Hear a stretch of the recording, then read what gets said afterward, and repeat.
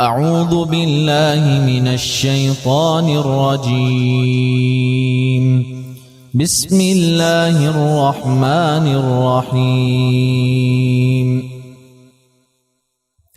عم يتساءلون عن النبأ العظيم الذي هم فيه مختلفون. كلا سيعلمون ثم كلا سيعلمون. ألم نجعل الأرض مهادا والجبال أوتادا وخلقناكم أزواجا وجعلنا نومكم سباتا وجعلنا الليل لباسا وجعلنا النهار معاشا وبنينا فوقكم سبعا شدادا وجعلنا سراجا وهاجا وأنزلنا من المعصرات ماء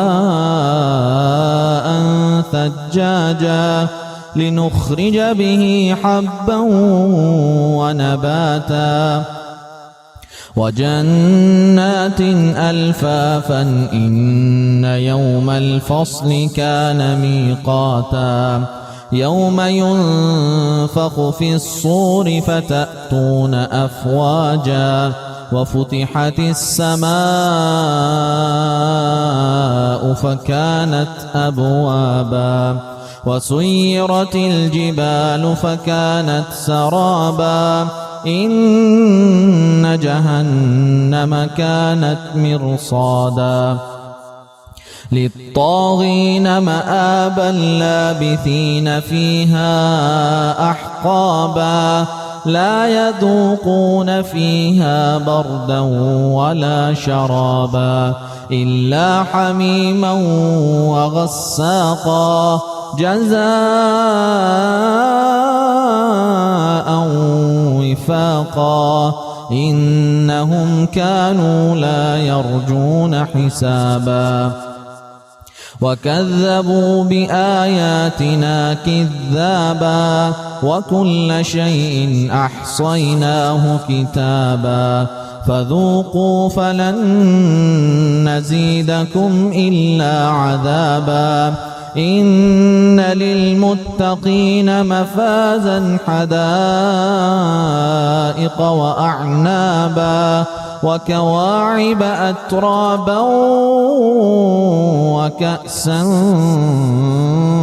دهاقا لا يسمعون فيها لغوا ولا كذابا جزاء من ربك عطاء حسابا رب السماوات والأرض وما بينهما الرحمن لا يملكون منه خطابا يوم يقوم الروح والملائكة صفا لا يتكلمون إلا من أذن له الرحمن وقال صوابا ذلك اليوم الحق فمن شاء